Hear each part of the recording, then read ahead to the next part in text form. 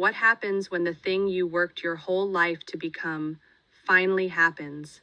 When the title is yours, the money is yours, the recognition is yours, and yet something feels strangely empty. We spend years chasing a version of ourselves we believe will finally be enough. The entrepreneur, the millionaire, the thought leader, the success story. We build that identity brick by brick, sacrifice by sacrifice, until one day we look in the mirror and say, I made it.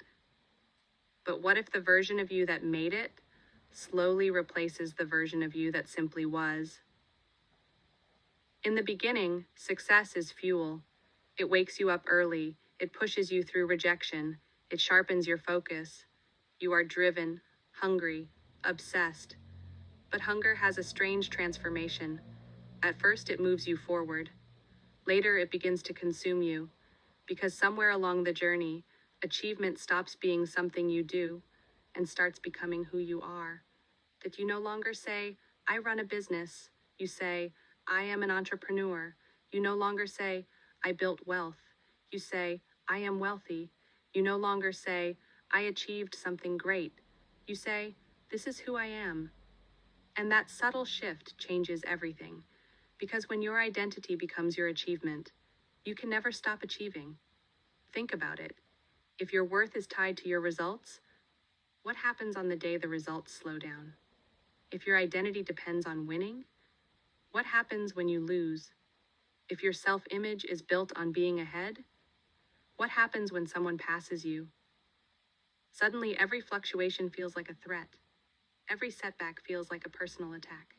Every silence feels like failure. Not because you failed, but because your identity feels fragile. The world rewards visible success. Followers, views, revenue, status. And the more visible your achievement becomes, the more pressure it carries. You start performing not just for growth, but for survival.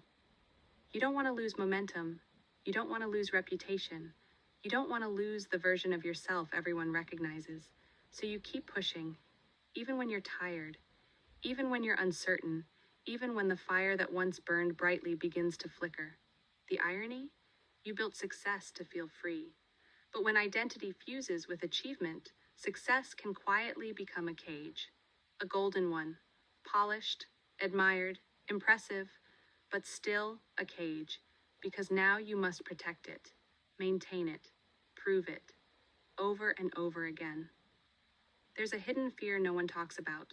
The fear that without the achievement, you are ordinary. That without the title, you are invisible. That without the applause, you are irrelevant.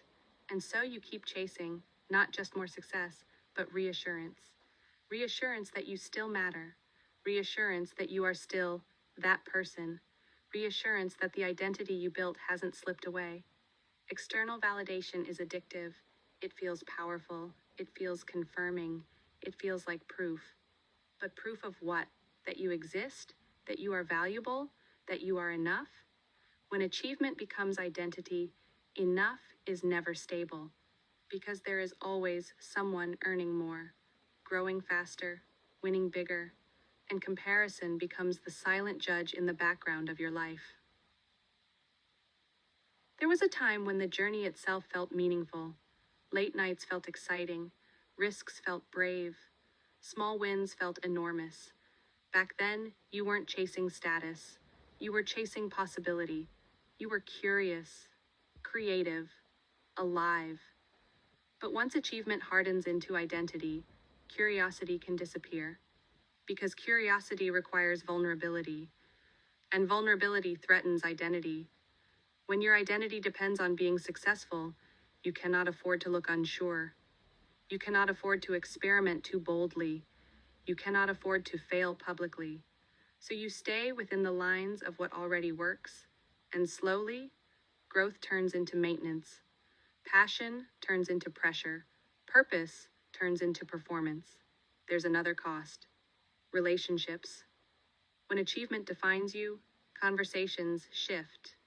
You are seen as the successful one, the strong one, the one who has it figured out. But who are you allowed to be when you're exhausted, when you're confused, when you don't know what's next? It becomes harder to say, I'm not sure. Harder to say, I'm struggling. Harder to say, I don't know who I am without this. Because the identity must stay intact. From the outside, everything looks extraordinary. From the inside, everything feels conditional. If I keep winning, I am worthy. If I keep growing, I am relevant. If I keep proving myself, I am safe. But identity built on achievement is always conditional, and conditions create. Here's the deeper truth. Achievement is something you experience. Identity is something you embody. When the two merge completely, you forget that you are more than your outcomes. You forget that you existed before the success, before the money, before the recognition, before the numbers. You were still someone, still valuable, still whole. Success is powerful. It changes circumstances. It changes options. It changes perception. But it doesn't define essence. And the moment you confuse the two, you begin living in defense mode, defending your status, defending your reputation, defending your narrative, instead of living freely. What if identity didn't need protection? What if who you are wasn't tied to how well you perform? What if achievement was something you created, but not something you were? Then success would feel lighter. Failure would feel temporary. Comparison would feel irrelevant, because your core would remain untouched. The most powerful people are not those who achieved the most. They are those who can lose it and then remain steady, because their identity was never anchored to the external. It was anchored to character, values, presence, awareness, things that don't fluctuate with metrics. When identity becomes achievement, life becomes a performance. When identity stands apart from achievement, life becomes an expression. Expression is fluid. Performance is rigid. Expression evolves. Performance demands consistency. And human beings were never meant to be rigid forever. We change. We grow. We redefine ourselves. There is freedom in remembering. You are not your last win. You are not your last loss. You are not your title. You are not your revenue. You are not your follower count. Those are chapters, not the author. Achievement is powerful, but it is temporary. Identity is powerful, but it must be flexible. If you build identity on something that constantly changes, you will constantly feel unstable. But if identity rests on something internal, something chosen, achievement becomes an addition, not a foundation. And foundations are meant to be strong enough to survive storms.